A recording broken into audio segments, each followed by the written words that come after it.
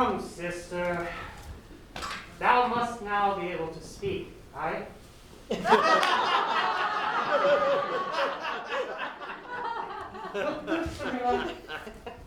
We only have the best intentions for thee in our minds, for thou art our younger sister, and we did make... Not me, brother.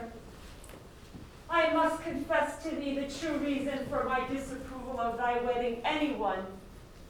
Siblings, shall I regale thee in yet another tale of woe? I was too, but go ahead. Dear sweet sister, if thou shalt marry anyone, who would take care of me?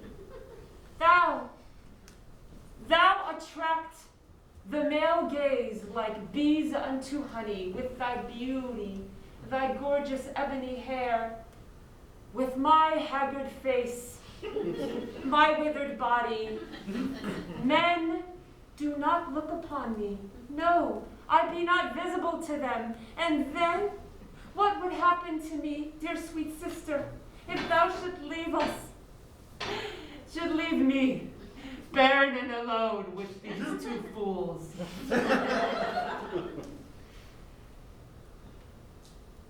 Oh, come now, it's still gone? Well, our good sister do tell her tale, but mine is much more of thy heart. For I've heard stories of this James being a cad, laying seed all about town, plowing wherever he will. And I only wish for the best for thee, Cyrilla, a man of the strongest moral integrity for thee, not this James. And I, sister, only wish the best for our entire family, for all we have in this world is the name of our family, a name which has been built upon generation and generation of song, of music, of sharing beauty upon the world. And if word comes to all the land that thou hast separated a marriage between James and Giselle, then what be of our family name? What be of our reputation? Can thou not thinkest of us? Thy woeful siblings, we rest upon thee. Thou art the center of our world. What would we do without thee? Thou art the keystone. Good sister, surely thou can now speak. I just can't take this shite very much longer. I have done everything for you. I have taken you when we were orphaned, and I have fed you, and I have sacrificed for you, but for the few men that I had on the side. But it was just a moment, and it didn't mean anything to me. And my dear sister, you are the most beautiful of us all. You are light and generous. And I don't know about you, dear brother, but I love you. And you, but I have never been in love like this before. And I do love James. Then to gain a new family, you must lose the old. But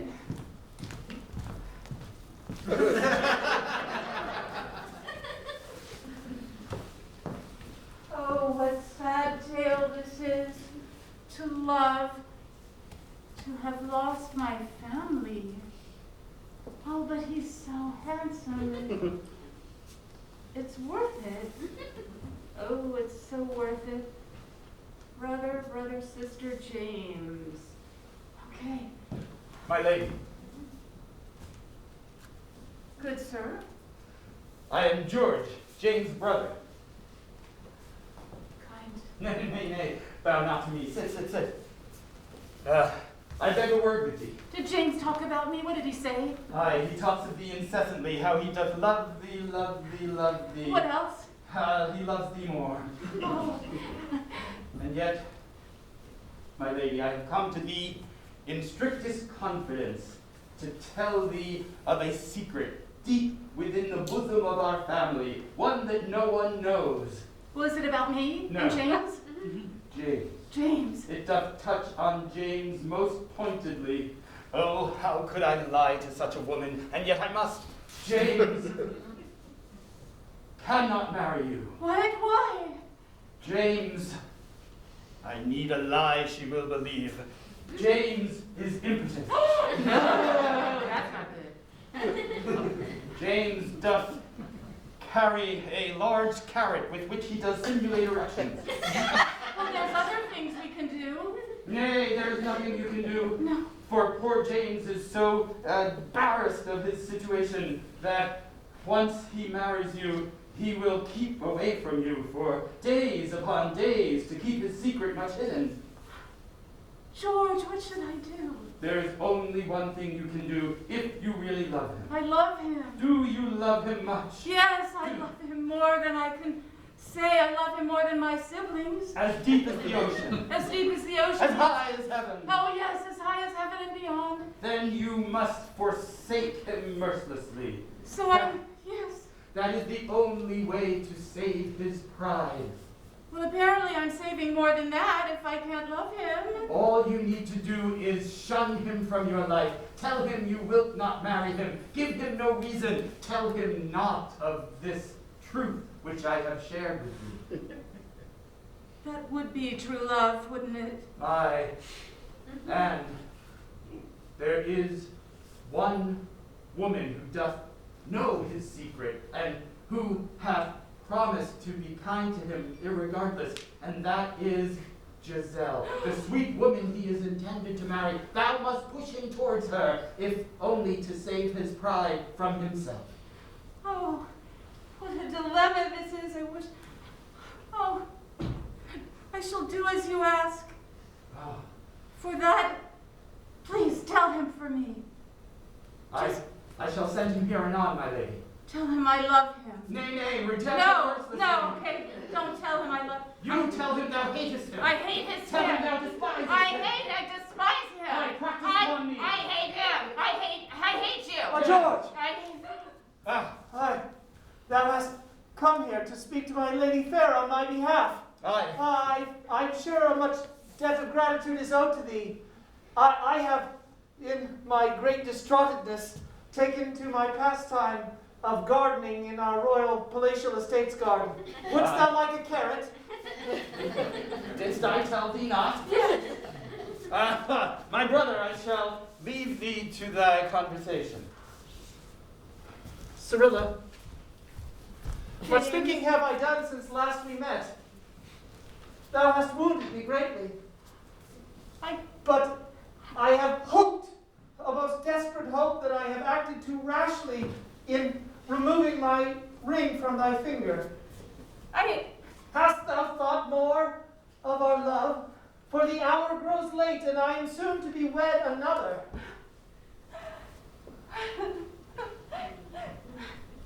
I love thee, Cyrilla. James, stop. Oh, push me not away. I hate you. Cyrilla, what have I done to make thee say such vile words? ED for one. Oh. Thou hast laid me here limply. Like a steamed carrot, I am weak in the legs and can no longer stand.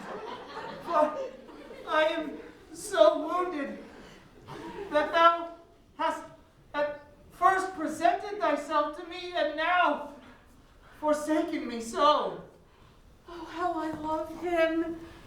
I hate you. Oh, I fear I shall never stand again, hearing these words. And I shall never sing again.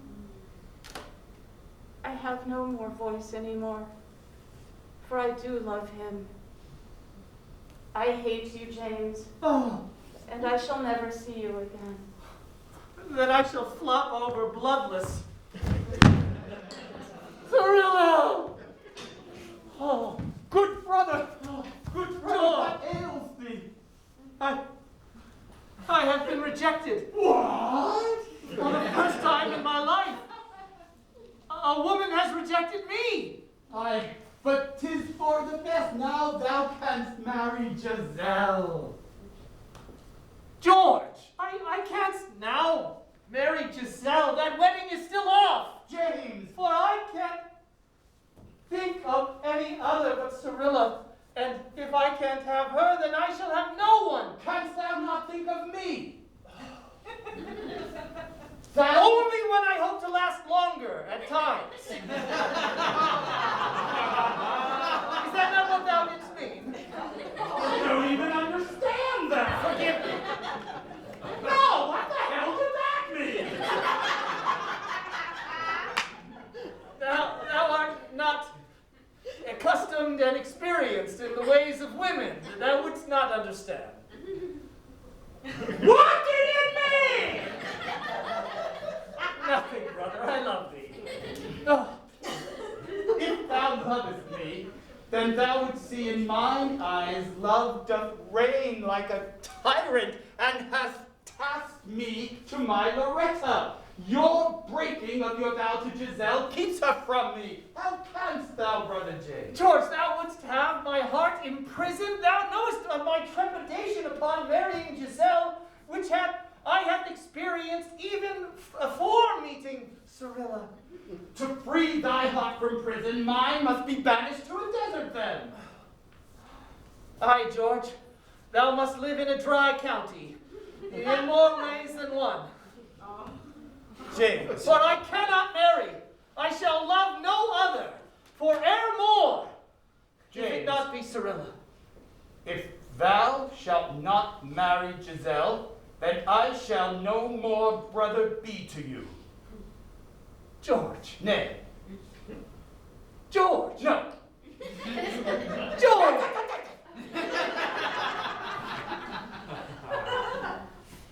Thou shalt cast thine eyes upon this visage for the last time. George, thou hast always been like a brother to me. Thou art my greatest counsel. Thou shalt keep thine own counsel then. Look you here upon this detailed tapestry of mother and father. Oh, yes, I think of that sometimes too. And know Why does everyone have these?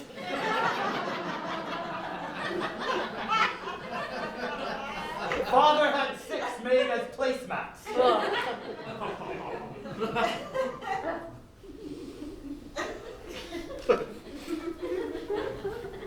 And know that from their lofty bed in heaven they do look upon thee still. And with that yellow congealed eye does father squint at thee. Aye. And mother's leathered lip does dribble spittle on thy head. I can't feel it running down my cheek. All in woe for how you have treated me. George, I can't think why Cyrilla should have had such a sudden about face in her treatment of me, for at one moment she was throwing herself toward me and then utter silence and now outright rejection. Perhaps it is a sign from God that thou should do what's right. Nay, I see thou art cast and lost and much abandoned. Well then, you no longer have a brother, James. George, I know thou dost not mean this. I do. Then in not saying I do, I have forced thee to say that. Adieu. Oh, ye gods, why dost thou curse me so? Love, what be ye? Other than a hearse to drive me to an early grave. At this crossroads I stand here a lonely knave. Should it be Cyrilla? Or perhaps Giselle? Or perhaps I am just cursed to hell? What direction should I go? I know not, for I am laid low. Where once I stood, stout and direct, I fear I can no longer get. A pointed decision. Ay me, shall One, retire. 2, 3, 4.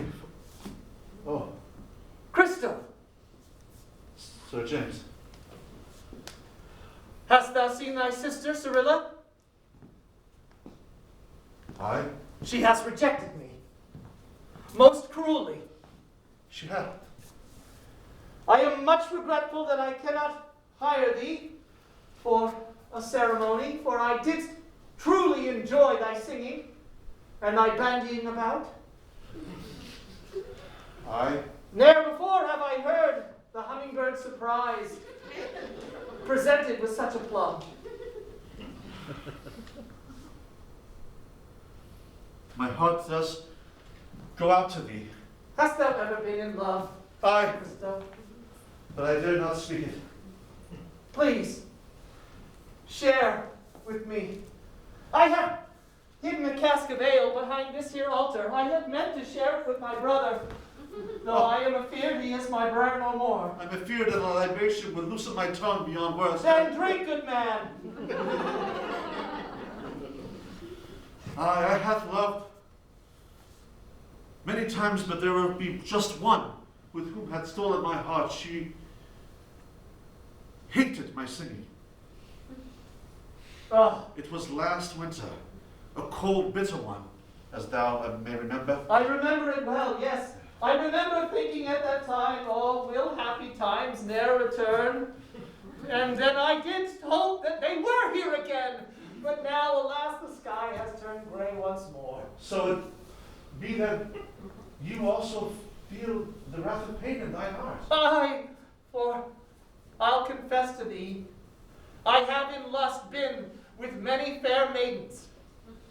Yet ne'er before have I felt the way I feel about thy sister Cyrilla. I see truth in thine eyes. For her lips are a drink I would gladly press to mine own, day in, day out, all night long. Sir James, your words not only ring of truth, but also bring about such beauty in rhyme and prose. Have you, sir, ever been able to write a song? Nay, nay, I have dabbled. I will offer thee a melody Oh, to dear. which words you can sing. La, la, la. Da, da, dee. All these notes echo in my head only as Sorilla, Sorilla. Sorilla, sorilla. There's not a lot that rhymes with it. No. But sing from your heart. Forget rhyme. What truth comes out? For the truth that I had sung for the one which I had loved was not truth enough. For the second, the words, the note was uttered. Thou knowest the sting of love's rejection. Aye. If thou didst see thy love in front of thee now, Ah, wouldst thou continue to pursue her, or wouldst thou give up? with all my heart, I would pursue and I would tell her, I would sing her the greatest song, that even if it meant that my life leave my body with the last note, I'd give it to her. Oh, Christo, thou hast stayed my spirit, and I feel the bravery of that ale coursing through my veins now. I shall win thy sister. Oh, dove, in the nest did fly out, out, out, fly out, out, out. Oh, Giselle.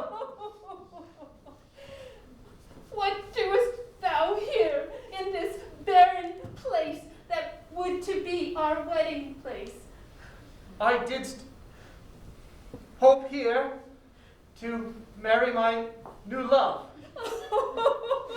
Oh, Father! I did bring my father with me this day.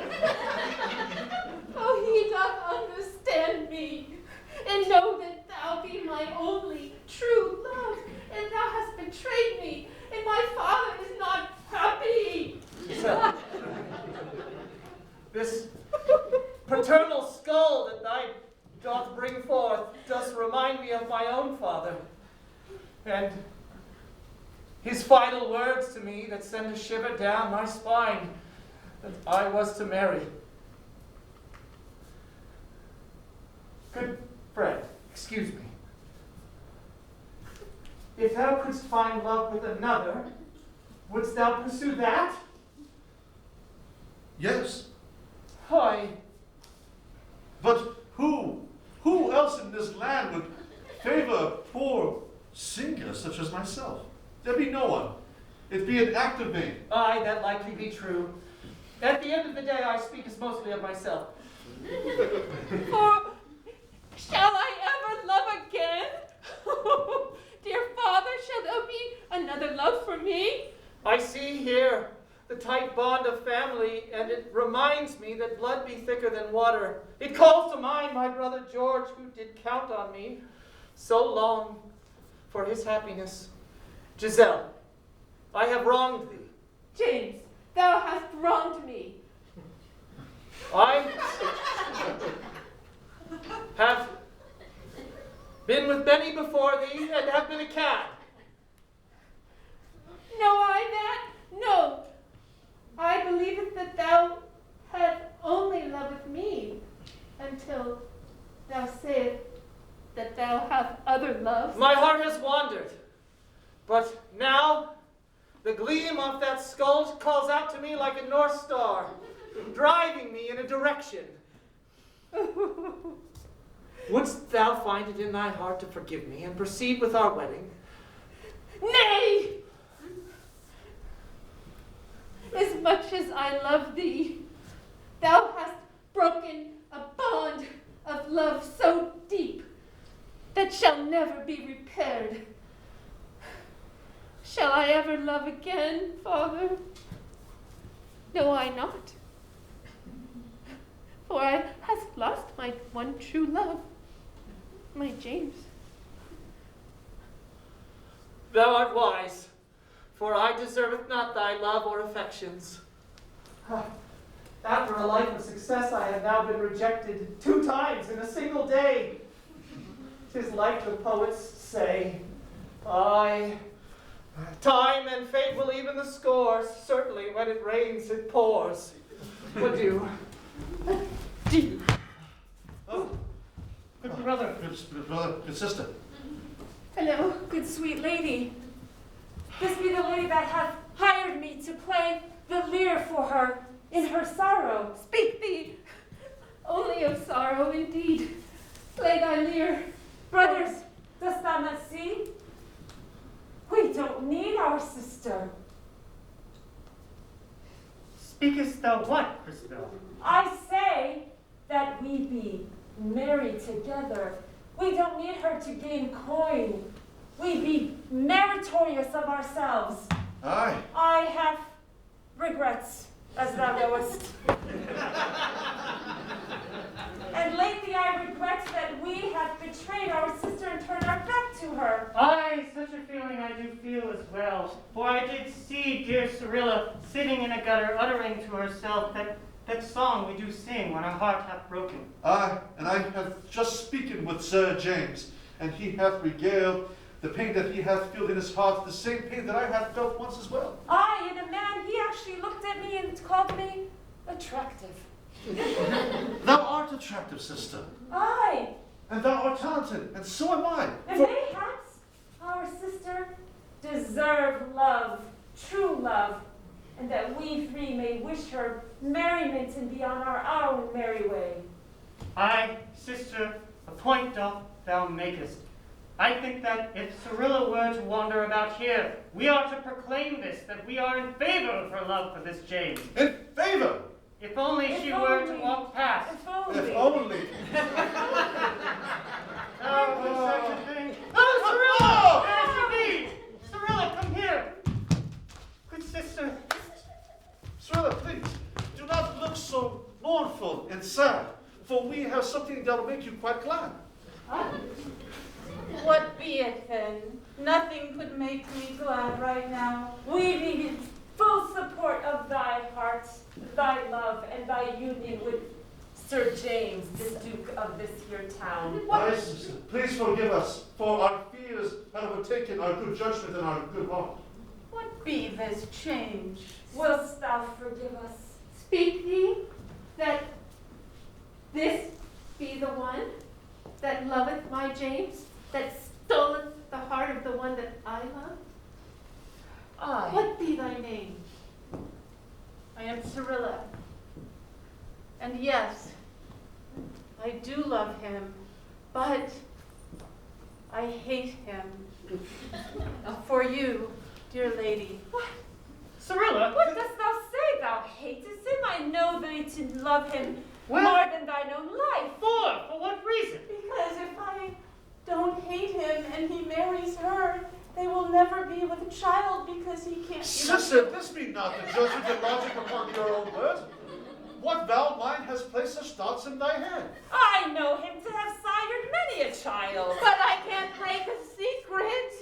Oh, yes, Sister, I- didst thou not hear me? I've known him to sire many a child. What? What? I. What lies do drip from thy tongue? Who has poisoned thy ear with such falsehoods? George. George!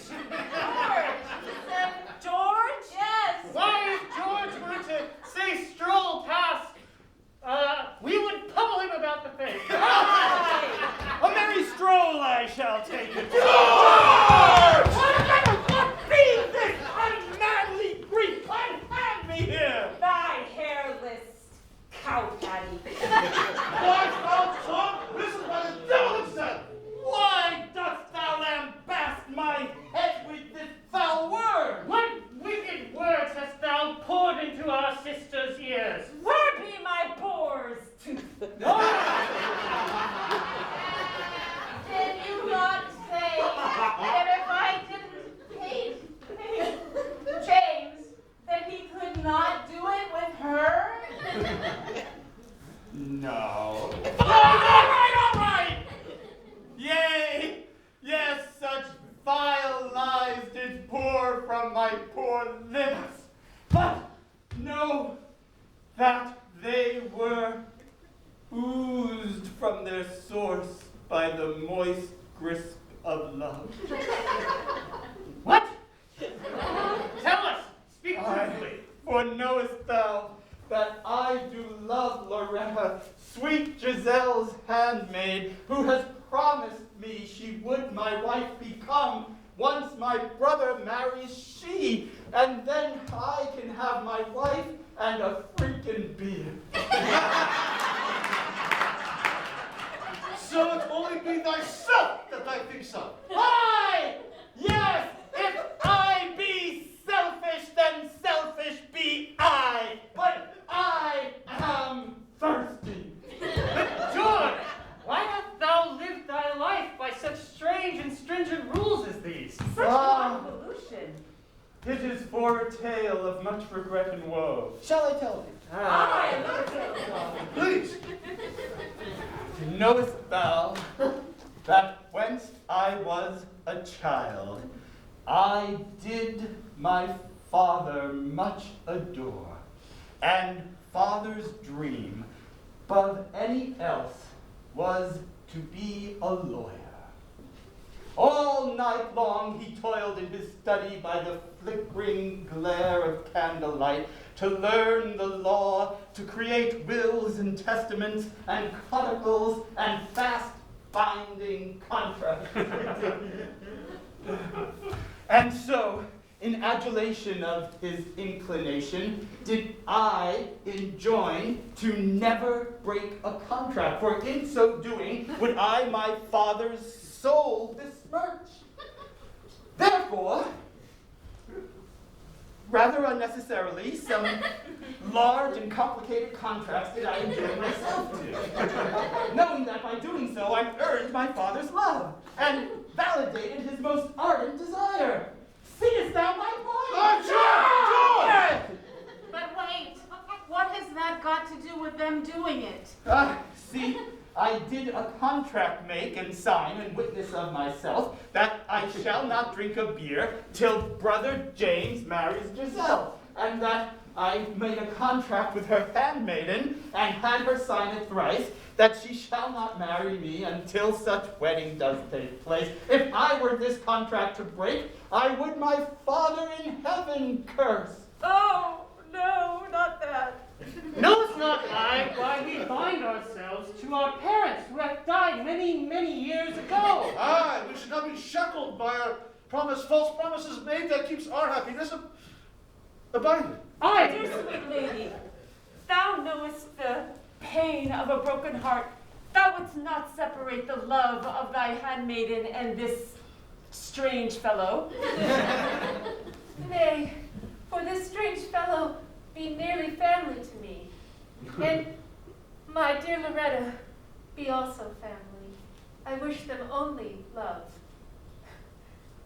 And I fear that these contracts that thou hast made need to be broken. For what would my father say? For he knew your father. And I think it's okay. aye, George, does thy love not mean more than a piece of paper? Aye. And does thy brother's heart not mean more than a glass of beer? Oh, and yet your words like fingernails of the scornful cat of consequence does scrape my skin. For so did I my brother disown, and in my private moment sign this contract. Such a thing seems as if it could be easily resolved if thy brother were to simply stroll past, but oh, such a thing would never Oh, come. such a thing. What be the chance of that? Yeah. Well, Wish I not to see that man again. Were he to walk upon us now, I may have bad things to say. yeah. Oh! Good day, all. There he be. I have news to announce to thee. After much introspection, I have turned to the cloth. I have become a man of the Lord. What denomination?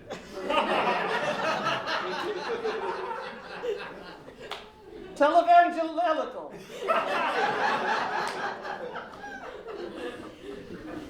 Hast thou signed a contract? In my heart, yes, for in my grief didst I stroll past yon cathedral, when suddenly my ears did come upon the most glorious noise that I have ever heard, a high-pitched hum that didst beckon me forth. 'Twas the top note on the organ being played.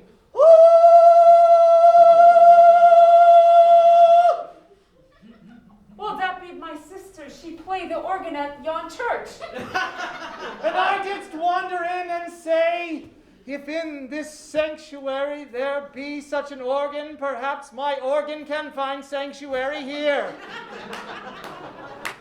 Thus I have sworn off all women henceforth, and shall be a celibate priest. I come. For this good woman shall play thy organ like a flute. Tempt me not, brother, for I have wronged thee, and can only beg thy forgiveness in my banishment from thy life. Nay, nay, no, this woman loves thee. 'Twas I who filled her heart and mouth with scorn, with vile lies, and told her thou wert impotent. Thou hast told her what? I did lie so that she'd scorn thee, pushing you towards sweet Giselle, allowing me to marry my Loretta, all because of silly words upon a parchment in a simple oath to one long dead. Well, no longer shall I be bound by that. I rip this parchment in two, and I free myself from my father's bond, who I know doth wish me well. Go, good lady, if thou love that man, do profess it. I wish to tell it to you this way.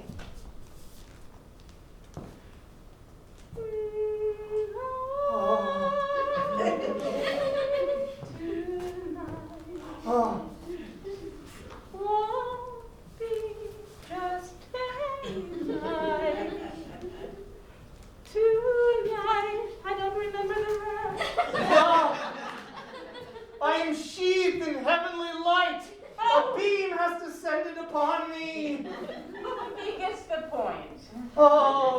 risen. He is risen indeed. Oh, James, Then, Cyrilla, James, wouldst thou have me as thy husband? yes, yes, Oh, yes. oh. And George, wouldst thou have me as thy brother? Aye, for I do feel love is thick within the air, and here upon this bench, if I mistake it not, I see the flames of love burn bright.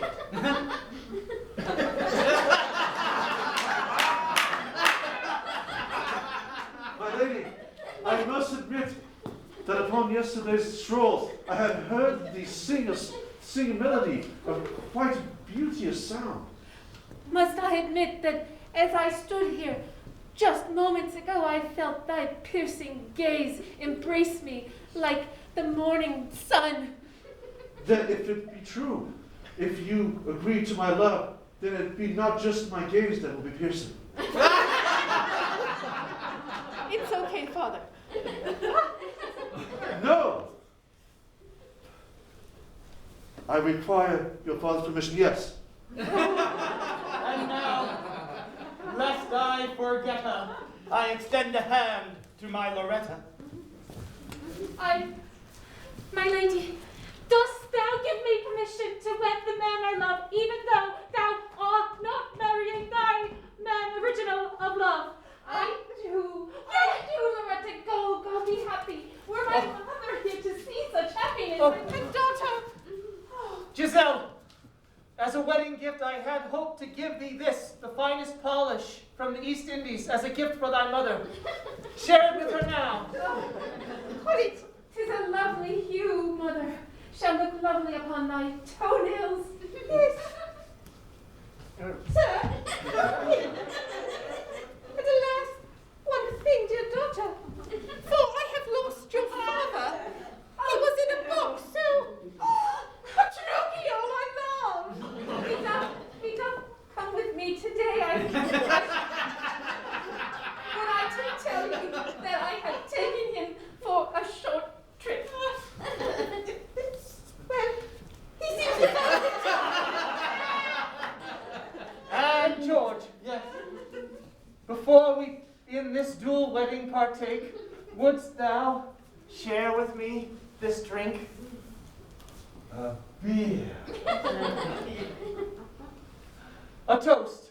Aye. Let us all join, for we have found and shall sing in love's refrain. Truly happiness is here again. Huzzah!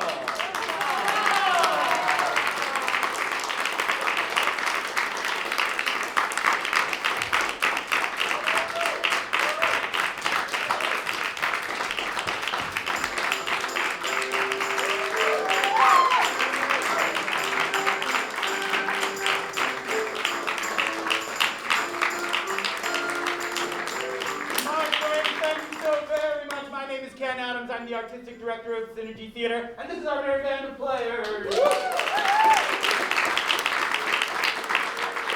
We have another show this weekend, tomorrow, 3:15 matinee. Come back. It's always a new show. It's always based on your suggestions. Tell your friends. Bring your friends with you. If you can't come back, just send your friends without you. Word of mouth is our best source of advertising, and we appreciate your help very, very much. We're doing 3 more shows in our entire season over the course of the 2021-2022 season. So we have this show this weekend and next weekend, Thursday, Friday, Saturday, Sunday. Then in January, we have Spontaneous Charles Dickens, a full-length play in the style of Charles Dickens. Then we have Spontaneous Alfred Hitchcock, and then Improvisers in Space, a science fiction adventure. So if you want to see all of the remaining 3 shows, you can become a 3-show subscriber for just $54. You can see all of our remaining 3 shows. So go online when you get home and subscribe to our 3-pack. You'll enjoy it, I promise you. On your way out, there's a postcard that has all of the shows listed. Please take one. There's a donation box if you'd be kind enough to drop us something on your way out. We'd appreciate it very much. If you want to take one of those envelopes and send us a nice big check in the mail, we'll take that as well. Folks, thank you so much for being here. If you have friends in the cast that you want to say hello to, we're going to exit the theater immediately afterward. you're done, go around to the stage door entrance and everybody will be up there to say hello to you. Have a wonderful evening, and always remember that Synergy Theater loves you. Good night.